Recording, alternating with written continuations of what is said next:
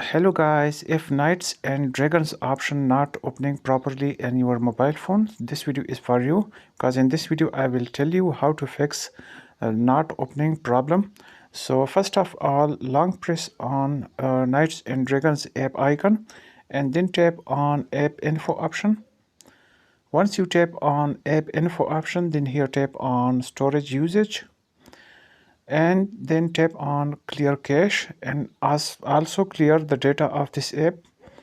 And now okay, now go back and tap on force stop option here, force stop. Now go to Google Play Store